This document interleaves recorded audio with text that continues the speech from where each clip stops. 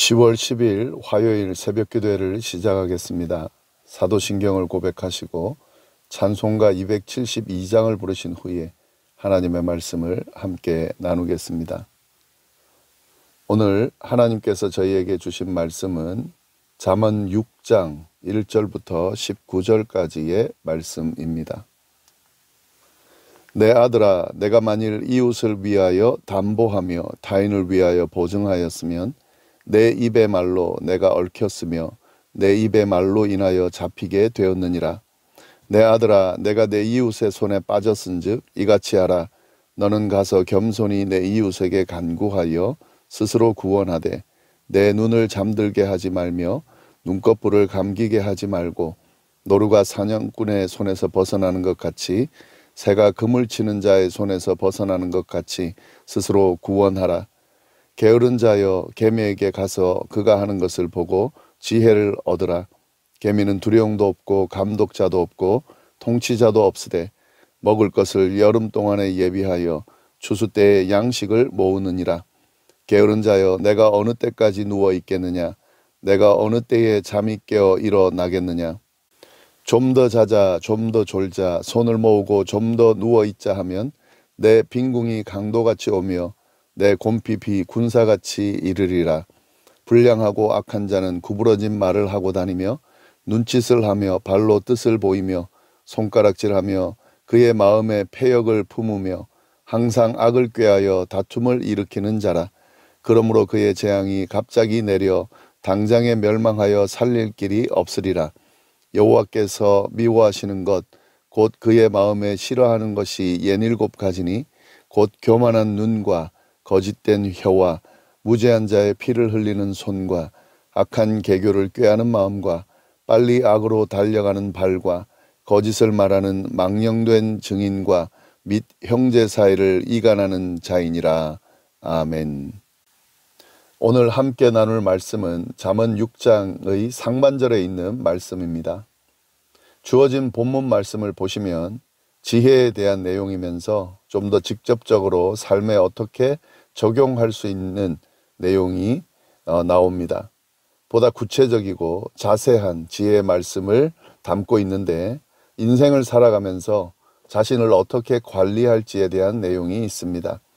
세 가지의 교훈이 나오는데 그 내용을 함께 보도록 하겠습니다. 먼저 보증을 서지 않는 지혜입니다. 1절부터 5절까지의 말씀입니다. 내 아들아, 내가 만일 이웃을 위하여 담보하며 타인을 위하여 보증하였으면 내 입의 말로 내가 얽혔으며 내 입의 말로 인하여 잡히게 되었느니라. 내 아들아, 내가 내 이웃의 손에 빠졌은즉 이같이 하라. 너는 곧 가서 겸손히 내 이웃에게 간구하여 스스로 구원하되 내 눈을 잠들게 하지 말며 눈꺼풀을 감기게 하지 말고 노루가 사냥꾼의 손에서 벗어나는 것 같이 새가 그물 치는 자의 손에서 벗어나는 것 같이 스스로 구원하라. 솔로몬은 사랑하는 아들에게 보증을 서지 말라고 교훈하고 있습니다. 사실 우리는 때때로 이 가까운 친지나 친구로부터 보증을 서달라는 요청을 받게 되는데요.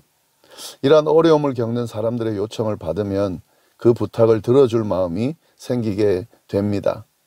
또 그런 마음 때문에 혹은 부탁하는 사람들과의 관계 때문에 그 관계가 깨질 것을 염려해서 보증을 서주기도 하는데요. 사실 이런 마음은 분명히 잘못된 것이 아닙니다. 긍휼의 마음을 가지고 어려운 사람을 도와주려는 그 마음은 아주 좋은 마음입니다. 그러나 보증을 선다고 하는 것은 사실 쉬운 부분이 아니죠. 이것은 감당하지 못할 경솔한 약속을 하는 것과 마찬가지입니다. 보증을 서서 낭패를 당하는 일들이 아주 많은데요. 사실은 이런 부분을 조심해야 된다라고 이야기하는 거죠. 특히 부탁하는 사람과의 관계가 깨질 것을 두려워해서 마지못해서 보증을 서주는 일도 조심해야 됩니다. 보증을 섰다가 만약 그가 파산을 하게 되거나 이 보증 한 것 때문에 아주 돌이키지 못할 피해를 입게 되고 상처를 입게 되는 경우가 많고요. 도리어 그로 인해서 원수 관계가 되는 그런 경우도 많이 생기게 됩니다. 그래서 이 잠언 저자가 보증을 약속한 자는 마치 노루가 사냥꾼의 손에 걸리듯이 잡힌 것이다 라는 표현까지 사용하고 있는 거죠. 그래서 이 보증의 약속이 덫이 되어서 고통 속에 빠지기 전에 속히 벗어나야 된다라고까지 경고하고 있는 겁니다. 이 교훈을 좀 잘 염두에 둘 필요가 있습니다. 감당하지 못할 경솔한 보증의 약속을 하지 않아야 됩니다. 또 보증을 서주지도 말아야 되지만 사실 다른 사람에게 보증을 부탁하면서 부담을 주는 일도 없어야 됩니다. 이 서로 간에 이런 보증 서는 일을 하지 않는 것이 옳다고 지금 성경은 분명하게 이야기하고 있습니다. 근데 만약에 그럼에도 불구하고 경제적인 어려움을 겪는 가까운 이웃이 도움을 요청할 때 어떻게 해야 되냐? 다시 돌려받지 않아도 될 만큼 그냥 거저 주는 마음으로 그렇게 도움을 주는 것, 그 정도는 괜찮죠. 그리고 정말 어쩔 수 없이 보증을 서야 될 상황이 된다면 그 보증 관계가 정말 잘 순탄하게 진행될 수 있도록 확인하고 서로 마음을 주고받는 것이 되게 중요하죠. 그러나 대부분의 경우는 그렇지 못한 경우가 많다는 것을 우리가 염두에 두면서 이 부분은 아예 하지 않는 쪽으로 그렇게 가는 것이 삶을 지혜롭게 사는 방법이다라는 것 우리가 좀 잘 염두에 둘 필요가 있겠습니다. 두 번째 준 지혜는 뭐냐면요, 게으르지 말라고 하는 지혜입니다. 6절부터 11절까지의 말씀입니다. 게으른 자여 개미에게 가서 그가 하는 것을 보고 지혜를 얻으라. 개미는 두령도 없고 감독자도 없고 통치자도 없으되 먹을 것을 여름 동안에 예비하여 추수 때의 양식을 모으느니라. 게으른 자여 내가 어느 때까지 누워 있겠느냐? 내가 어느 때에 잠이 깨어 일어나겠느냐? 좀 더 자자 좀 더 졸자 손을 모으고 좀 더 누워있자 하면 내 빈궁이 강도같이 오며 내 곰핍이 군사같이 이르리라. 게으름은 스스로 할 수 있음에도 불구하고 그 능력을 발휘하기 싫어하는 그런 태도를 이야기하는데요. 우리는 지나치게 많이 자거나 해야 할 일들을 미루면서 육체적으로 게을러질 수가 있습니다. 그리고 이 육체적인 게으름뿐만 아니라요, 우리를 향하신 하나님의 뜻과 사명이 있는데 그걸 망각하고 소홀하게 생각하고 잘 감당하지 않는 것도 게으름이라고 할 수가 있습니다. 이 솔로몬은 아들에게 게으르지 말라고 분명하게 경고하면서 이 게으름의 결과가 피할 수 없는 가난과 빈곤한 삶으로 나타날 것이라고 분명하게 경고하고 있습니다. 여기서 말하는 빈곤이라고 하는 것, 궁핍한 삶이라고 하는 것이 단순하게 물질적인 그런 빈곤만 이야기하는 것이 아니라 하나님께서 당신의 자녀들에게 약속하신 그 영적인 부요함, 그 부요함을 누리지 못하는 영적 빈곤도 함께 이야기하고 있는 겁니다. 게으르게 되면 이런 빈곤, 물질적인 빈곤뿐만 아니라 영적인 빈곤도 오게 되기 때문에 게으르지 말라고, 맡겨진 사명을 잘 감당하라고 그렇게 경고하고 있는 겁니다. 잠언 저자는 이 게으름을 벗어나는 방법으로 개미를 예로 드는데요, 개미에게서 배우라고 교훈합니다. 이 개미들은 앞으로 닥쳐올 추위를 미리 대비하면서 먹을 것을 준비하고 끊임없이 움직이는데 감독자가 없죠. 그런데도 불구하고 하나님이 주신 본성을 따라 부지런히 그 본성을 다합니다. 본분을 다합니다. 이 모습을 본받으라는 거죠. 그런데 사실 이러한 본성은 하나님께서 인간에게도 주신 본성입니다. 부지런히 살아갈 수 있도록, 가야만 살 수 있도록 그런 본성을 허락해 주셨습니다. 근데 하나님이 주신 이런 본성을 거스르고 게으르게 산다? 이건 하나님의 뜻을 거역하는 거죠. 하나님의 뜻을 거역한다는 것은 사실 죄를 짓는 것과 같은 겁니다. 게으르게 사는 것은 하나님의 뜻을 거역하는 것일 뿐만 아니라 하나님께 죄를 짓는 것과 같다는 거죠. 잠언은, 오늘 말씀은 개미보다 못한 게으른 존재가 되는 것을 부끄럽게 여기라고 그렇게 이야기하고 있습니다. 게으른 존재로 살아간다는 건 개미보다 못한 존재로 살아간다는 게 되는 거죠. 그러니까 게으르지 말라고, 부지런하라고 그렇게 이야기를 하고 있는 거죠. 예수님도 사실은 이에 대해서 경고하면서 게으름을 이기라고 열심히 주님을 섬기면서 충성하는 모습을 보이라고, 그래야 충성된 종이라는 칭찬을 받을 것이라고 말씀하셨습니다. 부지런하게 사는 것, 게으르지 않고 사는 것, 이것이 하나님의 원하시는 뜻이고 하나님의 축복을 받는 길이라는 것을 우리가 잘 명심할 필요가 있겠습니다.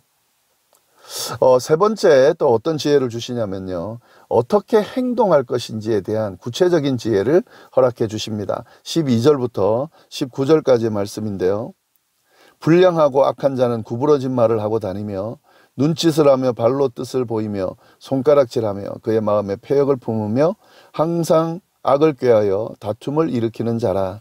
그러므로 그의 재앙이 갑자기 내려 당장에 멸망하여 살릴 길이 없으리라. 네, 15절까지인데요. 솔로몬은 사랑하는 아들에게 악을 행하는 사람들에 대해서 이야기를 해줍니다. 악을 행하는 사람들은 마음에 패역을 품고 항상 악을 꾀하는 사람들이라는 거죠. 그리고 눈짓과 발짓, 손짓으로 서로 신호를 주고받으면서 서로 이렇게 이심전심으로 악을 행한다는 거죠. 이렇게 사람들을 해치며 악을 행하는 사람들, 이 사람들은 하나님의 심판을 받을 수밖에 없는 존재고 하나님으로부터 멸망을 당할 그런 존재라고 경고합니다. 그러면서 무슨 일이 있어도 그 악한 사람들처럼 살지 말라고 경고해 주고 계시는 거죠. 그러면서 특별히 하나님이 싫어하는 7가지가 있다고 이야기를 합니다. 이제 그게 16절부터 19절까지인데요. 여호와께서 미워하시는 것, 곧 그의 마음에 싫어하는 것이 7가지니 곧 교만한 눈과 거짓된 혀와 무지한 자의 피를 흘리는 손과 악한 계교를 꾀하는 마음과 빨리 악으로 달려가는 발과 거짓을 말하는 망령된 증인과 및 형제 사이를 이간하는 자라. 악을 행하는 사람들을 쫓지 말라는 거죠. 그리고 그 악을 행하는 사람들의 모습 중에서 하나님이 정말 싫어하는 그런 행동들이 있는데 그건 절대로 하지 말라고 이야기하는 겁니다. 7가지, 거만한 눈, 거짓말하는 혀, 죄 없는 피를 흘리는 손, 악한 계략을 꾸미는 마음, 악한 일을 하려는데 빠른 발, 거짓말을 쏟아붓는 거짓 증인, 형제들 사이에 불화를 심는 사람. 우리 7가지 좀 잘 볼 필요가 있어요. 이게 우리 사는 삶 속에서 행해지는 그런 일들입니다. 근데 하나님이 그걸 정말로 싫어하신다고 분명하게 성경이 이야기하고 있다는 거죠. 이 일들은 다른 일도 악한 일은 하지 말아야 되지만 이 일들은 정말 하지 말아야 됩니다. 하나님이 싫어한다고 했는데 이 일을 행한다면 어떤 결과가 있을지 뻔한 거죠. 잘 보시면 좋겠습니다. 내가 혹시 이런 행동들을 하고 있지는 않은지 돌아보면서 하나님이 싫어하는 거 어떤 모양으로라도 버리고 하나님께서 원하시는 일을 하는 그런 우리의 삶을 살아야 된다. 오늘 성경 말씀이 우리에게 지혜 있는 삶을 살 것을 촉구하면서 이 말씀을 하고 계신다는 거죠. 말씀 잘 보면서 우리의 모습을 잘 추스를 수 있기를 간절히 바랍니다. 기도하겠습니다. 하나님 아버지 감사합니다. 귀한 말씀으로 또 오늘 하루를 시작하게 하시니 감사합니다. 특별히 어떻게 구체적으로 삶을 살아야 지혜로운지 알려주셔서 감사합니다. 하나님께서 알려주신 이 지혜로운 삶을 우리가 잘 행함으로 말미암아 하나님께서 주시는 그 복을 받아 누리는 그런 삶이 될 수 있도록 주여 인도하여 주옵소서. 감사하며 예수님의 이름으로 기도드립니다. 아멘.